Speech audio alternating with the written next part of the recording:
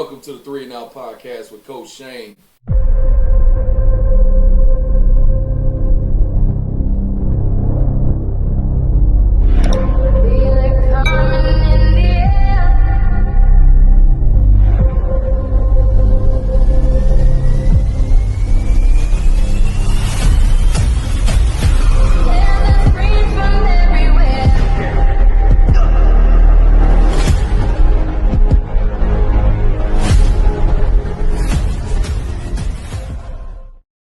Here we go. We're going to have the week 4 recap. And because of the Easter weekend, all we had was one game, and it was a medical game, really. It was the Louisiana Huskies playing the Mississippi Blue Wolves. That game was at a neutral field in Pass Christian, and really, it was a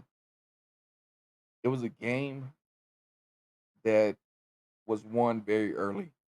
And hold on.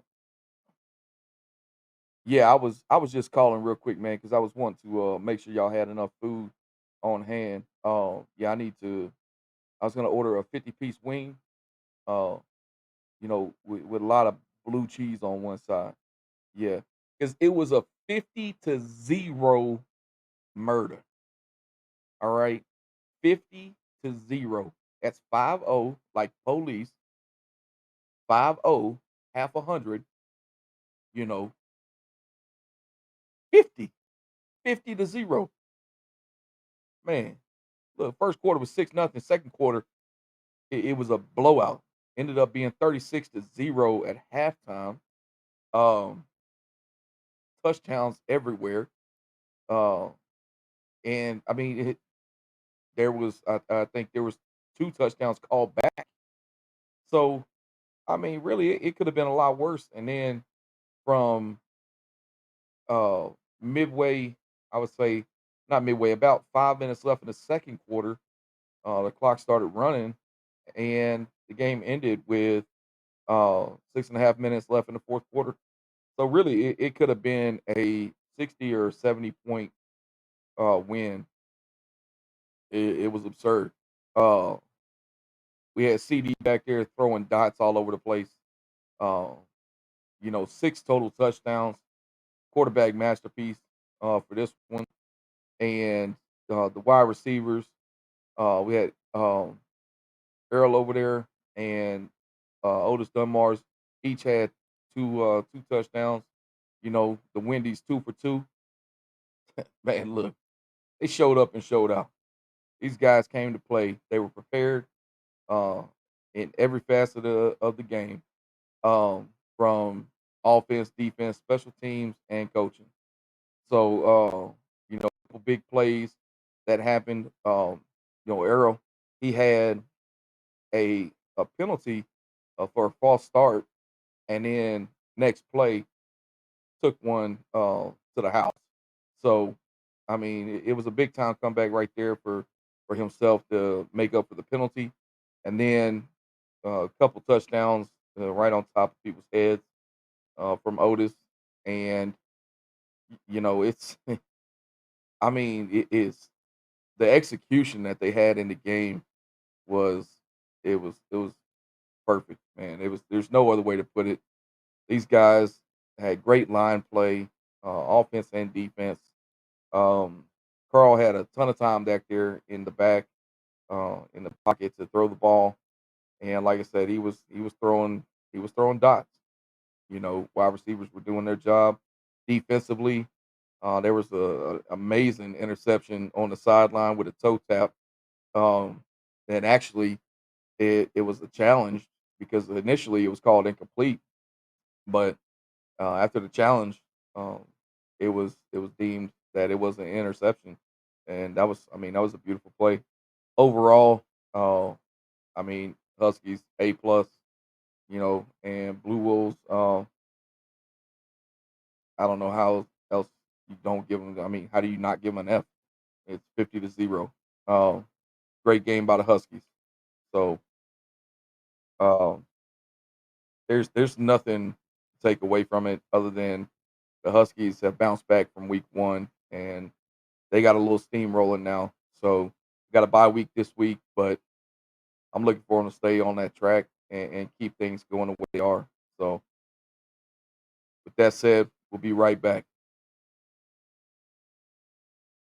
This segment is brought to you by ClickRig. ClickRig is out there to help you with your business and doing anything and everything on the back end. They can help you with your logo, they can help you with business cards, video, websites.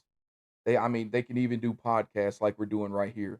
You can look up ClickRig on Facebook. Find them on Facebook. That's CLIKRIG. Again, look up ClickRig if you want your business to be taken to the next level. All right, here we are in the Three and Out podcast with Coach Shane. I got one of my favorite guys in here with me tonight for the exclusive interview on a player. He's really making his mark on the league this year, very early, and he's doing things that I expected of him, and nothing less. Let's welcome on. We got Mr. Otis Dunmars, number 7 for the Louisiana Huskies. How you doing, Otis? Yo, I'm good, Coach. How you doing? Thank you guys for having me. Yes, indeed. Yes, indeed. Doing good, man. So let's touch on that game that just happened this last Saturday, real quick, man. You know, you really shined out there. You know what I mean? It was a close game in the first quarter, 6-0, and then everything seemed to dial in right there in the second quarter. You guys took that lead. I think it was 36-0 going into the half. Your stat line, you had 3 catches for 129 yards and 2 touchdowns, and really it was 2 big touchdowns, man. It was a couple head toppers out there. Oh yeah, I mean we was just dialed in all week. I mean, me and Carl had a lot of talks, and it's crazy. Like I was telling everybody all week, I say, man, I just feel like I'm finna have a great game. Like I'm finna score 2 or more touchdowns. And I talked to you, and I told you I was like, Coach, I got you. I'm finna go crazy today. And You definitely did. and it You just, definitely did that. but it's really props to our O line and really Carl for having faith in me because it's a lot of talented guys on our team. He could have just threw the ball to, like, and he just gave me a chance. And like I said, I just came down with it. So I thank him and our O line because without them, I couldn't make them plays. Man, hey, look, that's the best way to look at it, man, for real. Because really, the O line stepped up in a major way. I mean, you talking about Carl Davis, we call him CD. CD was back there in the pocket and had a fresh, a good, clean pocket. And I mean, really, he was on. He only had to take off a couple times during the whole game. He, I mean, it's like he literally had a lot of plays. He had like 5 or 6 seconds, and it really gave you guys the opportunity to get free, even when you weren't. You know what I mean? Like I said, a couple of throws. You said it best. He has faith in his guys, and he threw it up, and you went up there and got it. You know, that's big time props, man. You had some major catches, that's for sure. I appreciate that, coach. Definitely, definitely. Let's take it back a little bit, man. You went to what, Madison Prep, huh? Yes, sir. Okay, okay. How was your time there in high school?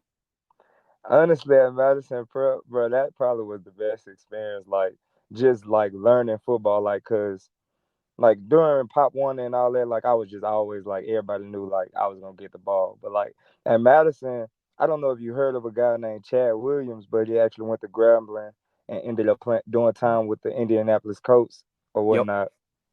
But yeah, he was on that team. So I really just, that's where I learned to, just really play my role. Everybody gonna be seen no matter what you're doing, no matter what. And I actually transitioned from a quarterback to receiver at Madison Prep, like, cause I was a quarterback my whole life, Yeah. and I went over there and started playing receiver, and then everything just elevated from there. It just kept getting better and better each season. Man, I can believe that, you know what I'm saying? Because really you got the height, to really shine at quarterback, plus you got the build. But with you being out there a receiver, um, it's one of those things where I guess the way I look at it from a coaching standpoint is you can look at a field and really tell who the uh the athletes are. You know what I'm saying? When you're standing there, I mean, how tall are you? About 6'2", 6'3"? 6'2". Yeah. So I mean, you're 6'2", and I mean, looking at you, you look like you weigh every bit. You know what I'm saying? 185, 190. You know, and you got speed to match it. Plus, you got the vertical. So, I mean, I can see the transition and why you would transition from quarterback to receiver. You really shine. From there, you went to what, Jackson State, huh? Yes, sir. I got you. How was your time out there? At Jackson State, I'm not gonna lie to you, it was pretty fun. I had a lot of fun, a lot of experience, and that was probably the hardest I ever got hit, like in college, like at practice, like. Yeah, man. Now it's look, it brings it up a notch. You know what I'm saying? It definitely does. When you go up from high school to college, it doesn't matter. I don't care what it is, whether it's JUCO or D1, 2 or 3, NAIA, whatever. It's a different level of play. You make them crossing routes or something like that. You come across and you take that one hit, you're gonna feel like it. Like Ray Lewis done knocked you. You know what I mean?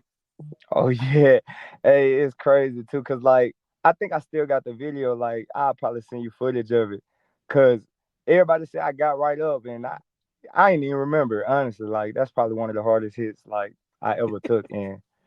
But honestly, it got me prepared for where I'm at now, semi-pro. Like, cause I'm able to just take a lot of like licks just going across the middle. I'm not really worried about it no more, cause I'm focused on it.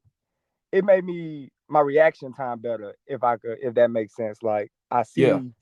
I see the secondary better, like, and I know how to react and No, protect definitely. myself. That definitely makes sense. You know what I mean? I mean, every receiver, especially whenever you're going across, everything is a read and react. You know what I mean? From the DB to the safety, to the linebackers, everything is just that. That's exactly what it is. Plus you got to focus on catching the ball. Uh, Right. but it's like I said, it's a different level in college. Now, when you transition over to semi-pro, um, were you always a Husky? No, sir. I used to play with my first year ever playing semi-pro. I used to play with the Louisiana Demons. Okay, It's Coach a Randy team Whitney. they was based out of Hammond, Yeah, and then after that it was the Louisiana Huskies. But I'm not gonna lie, I enjoyed like my first year in semi-pro. I enjoyed it. Like even though I guess really didn't nobody know me, so it was like the first couple games it was like really trying to explain myself to the coach, like, hey, I could, I'm pretty good at this. I'm not trying to boost my own horn or nothing, but I can play this. I can do that. I can do that. But when I finally got the opportunity, I did. I was able to show him and everyone on the team. Well, a couple guys did know me on the team because they were from the same area as I were. But yeah. Well, you know, sometimes, man, it takes that one game moment, or that one moment in practice, something like that, to really shine and show what you can do, what you're capable of. When you come into semi-pro, it's like I tell people all the time. You know, we're not. This isn't Pee Wee. We don't have to play everybody on the team at any point in the game. You know what I mean? But the thing is when you sit on that sideline and you're one of the best 11, and you're not getting that play, it's like, a lot of times, man, you just got to bite your tongue and wait till it's time. Basically, you know what I mean? It's your turn. Uh, and I know, talking to you just briefly on it for a little bit, you had told me that basically that's what happened out there with the Demons. And then, after the Demons, like you said, you went to the Huskies. Now I know your mom; she owns the Huskies, and she's doing a phenomenal job over there for real. Um, like I said, you guys just had a major win, put up 50 points, uh, 50-0. So that's uh that's a great win overall. You know, how's your time with the Huskies been? Do you catch any flack? You know what I'm saying? Being, that the team is owned by your mom or anything like that? honestly, at first, the first year, the first year, it was more like because more people was upset that like I got to like have an input on the uniforms or this and that, but I was like more like I really didn't care honestly. It was just my Yeah, mama asking me for an opinion, and I was giving it to her because I honestly Yeah, didn't care. I tell everybody the same thing. I was like, bro, it's football. You gonna play in anything regardless. Like, long as right. it's a jersey that cover my shoulder pads and pads that cover my girdle, I don't care. I'm gonna play. And That's right. but that, like, as far as favoritism and people feeling like that, nah, because everybody know my mama probably get on me worse than any one of them out there. Like, Well, I already she know she kept will. like like nah, but and then most of them guys, like I say, most of them know me because they like most of them know they just know like Otis just a dog. He gonna figure it out. He gonna make some shape. Well, and then too, you also put in the work. You know what I mean? Right, So it'd be one thing if you was just showing up on Saturdays and hey, I'm that guy type thing. You know what I mean? But you know, it's like I tell players all the time. It's the work you do outside of practice that's going to separate you on Saturdays. You know, uh, I mean, in semi-pro, we know we all got jobs and things like that. You know, our own families and everything. But it's literally it's the difference maker when it comes to game day on Saturdays. Um, when I say about the time that we put in outside of practice, you know, like you said just a minute ago to me, you know, you and a couple of guys went and work this and workouts and stuff. You know, that's the stuff that really draws attention to you. You know what I mean when you're on that field. Um, you know, and me personally as a scout, you know what I mean. I had my eye on Yodas for man, it's 2 years now. You know what I mean. I yes sir. watch you a lot. You know what I mean. I see what you do. You know, you're a great young man. You got a great head on your shoulders. You know what I mean. And you know, all that comes back to you know what I'm saying. Hats off to the way you were raised and brought up. You know what I'm saying. For your mom, Miss Kiva. But you know, on that field, I can hands down say that you are one of my top 5 receivers in all of semi-pro. You know, for real. Hey, I You know, appreciate that a lot, Coach. Hey, I honestly do, because there's a lot of talented guys, like even on my own team, and it's crazy because, like, I seen a post and it was like the top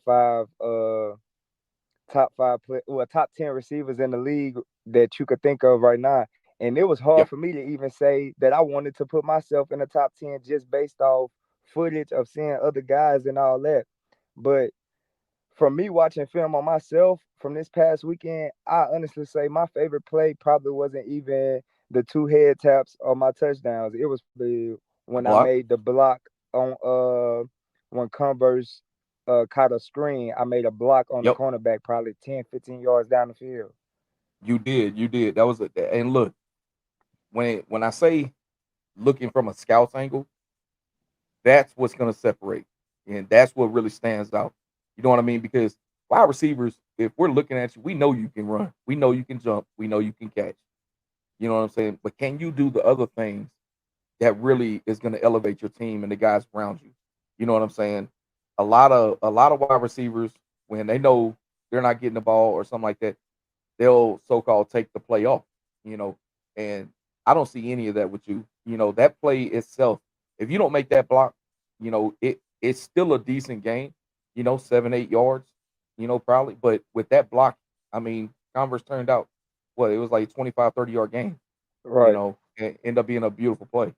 Um, but yeah, I mean that's the stuff that's gonna stand out, you know, and staying on point with the scout, you know, I know you got an invite to the Alabama Beavers, you Oh know, the yes, sir. professional team, the out of the International Football Alliance, kickoff 2025. So that's a major deal for you.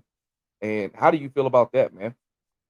Man, first of all, I want to thank you. I want to thank God. I want to thank CJ and all of them for believing in me. And I just feel like I'm ready. Like it's my time now, and I'm just gonna give it all I got and hope for the best. No, man, I really I got high hopes for you, man. And even beyond the IFA, you know, I really feel Otis like you're one of those guys that can step in the door and really make a day one impact. And you know, you're not going to be on in the IFA or on that level for very long. I really feel like you have the skills and the mentality to really take yourself to that level and really provide for your family like you want to, by playing this game. Um, and that's look, it ain't nothing I did or Javaris or CJ, Beavers, the Huskies, anybody. This is a culmination of you putting in the work and getting where you're at right now. You know, so definitely salute to you for that, man. And you got to give yourself a pat on the back, man, because you put the work in since day one, and that's why you're as good as you are. Um, now, as far as like the tryouts, I know you went to the tryouts. Um, you went to the first tryout on the third, correct? Yes, sir. Yeah. So there was a tryout March 3rd. How was it when you were? I know the nerves had to probably be there a little bit. You know what I'm saying? Going up there, but how was it when you got there? Honestly, just seeing all the different guys like I am, it was a feeling like you say, it was a feeling of nerve at first, and then after the stretching and after doing the three shoulder cone, the 40, I felt like this was where I meant to be. Like I felt at home, like I belong here. Yeah. No, definitely, man. It's one of those things. It's like when you step into a stadium like that, and the tryout was at Lab People Stadium for those that didn't know in Mobile, Alabama. When you step into a stadium like that and you look around and you see all the empty seats and things like that, it really kind of brings it all into a one special moment because we're literally uh 1 year away from you in that same position, different stadium in Montgomery at the Crampton Bowl, but same position with 20 plus thousand people in the seats. You know what I mean? And I think that's gonna be a very special moment for not just you, but a lot of guys. And I can't wait to see it, man. I really can't. I can't wait to be a But part of it, coach. Like I could no, feel it man. already, like you say. Yes, indeed. Yes, indeed. Well, Otis, man, I just want to, hey, look, I want to give you your props, man, for real. I want to wish you the best on your season. I know we got a long way to go still throughout the season, but you guys have, you had a little hiccup in week one. But you guys really bounced back strong the last 2 weeks and really showed what you can do on that field. And want to wish you guys the best of luck and stay healthy, and like I said, as always, man, it's always a pleasure to talk to you, man. I really appreciate you coming on the interview. And is there anything you want to say to go out? Nah, coach, I just want to thank you guys for having me. I want to thank you. Like I said, I want to give a shout out to the Huskies, my guys. Like you say, we had a hiccup, but we're trying to continue to build up. We not satisfied yet. We feel like we got a lot more to accomplish, and I just like I said, I want to thank you guys for having me. I wish you the best, coach. It's always a pleasure. Man, I appreciate it, man. Much love to you. That's gonna do it right now for the interview, the Three and Out podcast with Coach Shane. Mr. Otis Dunmars, he came in and just like he does on the field, man, he doesn't disappoint. This segment is brought to you by the Shady Sports Network. The Shady Sports Network is taking things, all sports, to another level and bringing it straight to you via Facebook and YouTube. You can look up the Shady Sports Network by just typing in Shady Sports Network on either YouTube or Facebook, and it'll take you straight to their page, and then you can check them out. Like I said, anything sports related, get with them. Welcome back to the Three and Out podcast with Coach Shane. We're going to dive in to the games for this week and the spreads. So we have the Mississippi Dogs traveling to play the CMO Owls. CMO Owls have been they got a strong start. I mean, they look to keep that going. Dogs looking to have a bounce back week and bring it to them. With this game, I have the Owls winning this game, and with a spread, I put the Owls at -8 in this game. Next up, really for Coach Shane's game of the week. Um, Arkansas Punishers are traveling to play the Mississippi Brawlers. Brawlers, like I said, and I said it before, week one, they they had something, little hiccup there, but it was also Terry Hawkins. It was his first time even throwing to the receivers, anything out there with the Brawlers. So I give those guys a pass on that game. Both they're a strong team, and they handled business the way they should have. But the next two games from the Brawlers have been nothing short of great. You know, really, the Punishers need to bounce back from their last game, where they played the uh Punishers played uh,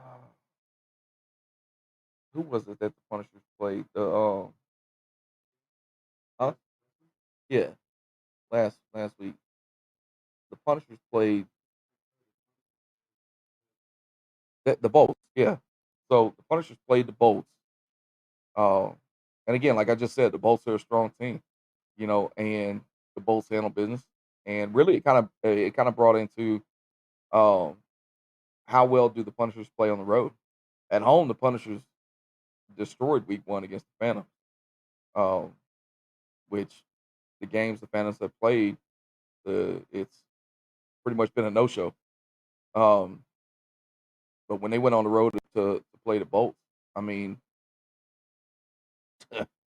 Bolts they shocked them, if you want to put it like that. But yeah, now they got to come back around right here after Easter and traveling to the Brawlers. Like I said, this is my game of the week, and I'm gonna put the Brawlers at -3.5 on this one. If I had to put a spread on it, Brawlers -3.5. Next up, we have the Road Warriors traveling to play the Fury. Fury had a meltdown at the end of the game last week against Stampede, or 2 weeks ago. I'm sorry, against Stampede, and they had that game won. Every bit of it was the Furies to take home a win, but they dropped the ball on that one. They got a strong Road Warriors team coming in, but this week I'm gonna give the Fury the nod on this one. Um I'm gonna say that the spread is Fury -1. I think they're gonna bounce back. They're at home again, like I said, and I think that they come out strong. And um, I got the Fury -1. So next up, we have the Mid-State Bison traveling from Jackson to Pensacola to play the Pensacola Panthers. Bison have played really well. Like I said before, they're very well coached. Uh, they have a lot of strong suits. They have a great running game. The quarterback, he opens things up with his legs and buys time. It's uh, penalties and sacks that happen at a bad time for the Bison. That's what kind of crushed them against the Cardinals. And they had that game. They were up 7-6 for 90% of that game, and then the Cardinals, right there late in the fourth, go down to score to seal the game and take it away. But Pensacola Panthers have played very well this year. They went to the Cardinals, who are 3-0, and that was, if you ever have a dog fight, that's probably the picture that comes up, because that game was 0-0, goes into overtime, and the Cardinals, I mean, they have a great kicker, and they come away with the victory 3-0 in overtime. And then the Panthers come back and they go to Pike County, and they win that game in overtime as well, 18-12. So they've had two back-to-back overtime games, and we'll see how they bounce back. But really, I think the Panthers, I think, being the home team, the long travel, I think the Panthers come away with this one. I got the Panthers -3. Um, Next up is a big game this week. Two unbeaten's. You got the Louisiana Swamp Gators traveling to play the MSK Knights. MSK Knights are looking to stay on the roll and do their thing. They got some great players over there.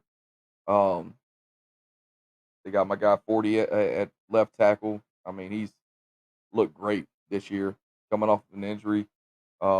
He's like I said, he's blocked his tail off.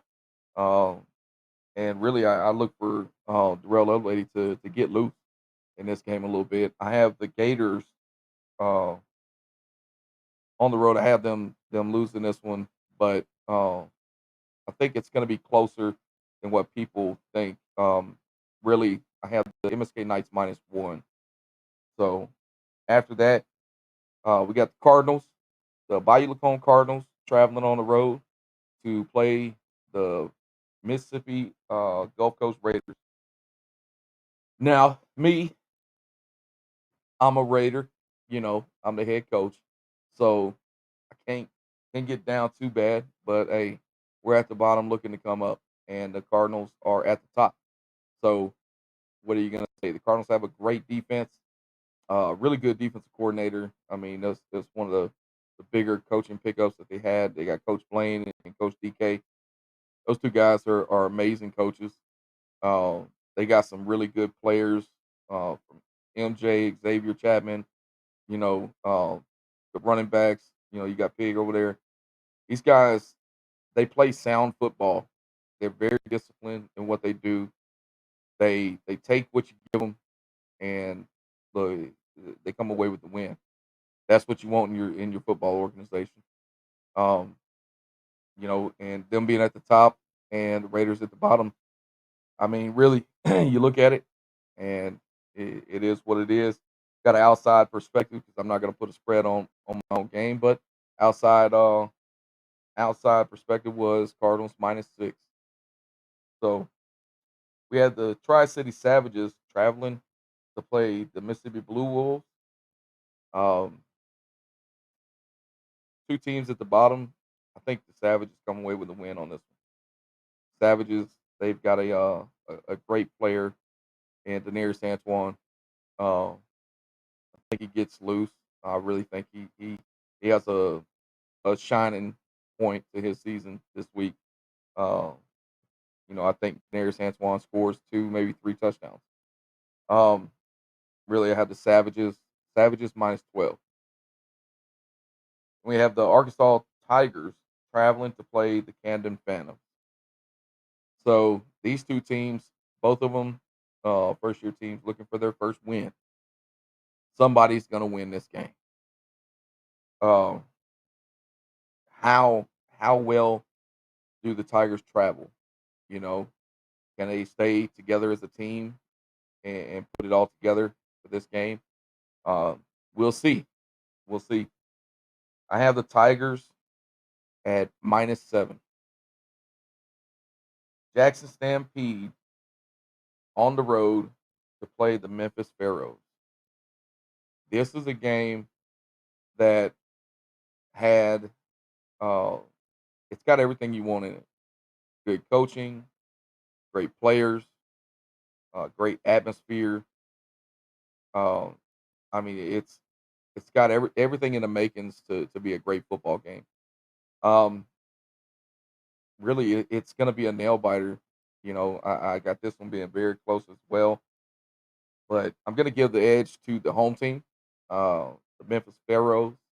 I'm going to have them at -3. Next up, in the last game of the week, we have the Starkville Steel Dogs traveling to play the Magnolia Blues. Now, these two teams are looking to really put their footprints in the sand, um, and make their mark. I think they both are good organizations. They got some good players, um, and they can make things happen. It's just with this game in particular, I think it comes down to the turnover battle. Whoever wins the turnover battle, I think it's the one that's going to win the game. Um, Again, with this, I'm going to give it to the Magnolia Blues. Uh, I got the Blues -6 at home against the Starkville Steel Dogs. And look, the Blues can really make a statement and get their season going in the right direction. So that's going to be your games for this week with the spreads. Don't hate me. It's just what I do. So, with that being said, we'll be right back. This segment is brought to you by Drinker Sports. Drinker Sports can help you as an athlete to reach your goals and get to the next level in anything you need in between. Drinker Sports also puts on showcases, showcasing the talent from athletes from all over the place. If you are an athlete and you want to reach the next level, reach out to Drinker Sports. You can reach them on Facebook, Instagram, and X. All right, welcome back to the Three and Out podcast with Coach Shane. Just want to touch on a couple things that was an issue last week with two teams that came out there, and it's some of the things that happen. It's a reaction type thing, guys. We're all grown men here, and it's been preached throughout the entire season. Keep it football, man. When you're in between those lines, let your action do the talking on the field. You know what I mean? There doesn't need to be any of this extra stuff, you know, uh, outside the game. The game is pure, and that's how it should stay. So, just want to tell you guys to be safe this week. Keep your heads. Always know that somebody is watching you, whether it be a child, a parent, a wife, or even a scout. They're watching you, what you're doing on the field and what you're doing off the field. Keep your heads in the game, and this is how you win the game. So, that being said, we're going to take it out of here. This is Coach Shane with the Three and Out podcast. See you guys next week.